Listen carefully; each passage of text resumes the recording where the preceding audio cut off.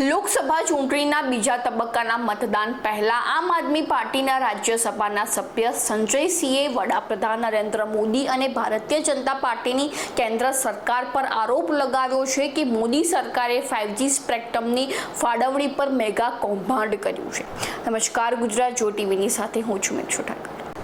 દિલ્હી સ્થિત આમ આદમી પાર્ટીના હેડક્વાર્ટર ખાતે એક પ્રેસ કોન્ફરન્સને સંબોધતા સંજયસિંહે કેન્દ્ર સરકાર પર આરોપ લગાવતા જણાવ્યું હતું કે પહેલા કેન્દ્ર સરકારે સંસદના 150 સાંસદને સસ્પેન્ડ કરી દીધા અને ત્યારબાદ 5G સ્પેક્ટ્રમ માટે ફર્સ્ટ કમ ફર્સ્ટ સર્વેની નીતિ પસાર કરી અને હવે સુપ્રીમ કોર્ટ દ્વારા તેને મંજૂર કરાવવા માટેના પ્રયાસો કરવામાં આવી રહ્યા છે અને વડાપ્રધાન આ માત્ર પોતાના મિત્રોને ફાયદો કરાવવા માટે કરી રહ્યા છે, પરંતુ આમ આદમી પાર્ટી દેશની જનતાને મૂર્ખ નહીં બનવા દે। સંજયસિંહે વધુમાં જણાવ્યું હતું કે એક સમયે વડાપ્રધાન સહિત સમગ્ર ભાજપ તે 2G નીતિની બૂમો પાડીને ટીકા કરી રહી હતી અને ફર્સ્ટ કમ ને ફર્સ્ટ સર્વેની નીતિ અયોગ્ય છે તેવું કહી રહી હતી, પરંતુ આજે મોદીજી સહિત સમગ્ર ભાજપ દેશ સામે ખુલ્લી પડી ગઈ છે અને જ્યારે 2023માં સંસદમાંથી 150 સાંસદોને સસ્પેન્ડ કરવામાં આવ્યા હતા તે સમયે ફર્સ્ટ કમ ફર્સ્ટ સર્વેની નીતિ પસાર થઈ ચૂકી છે।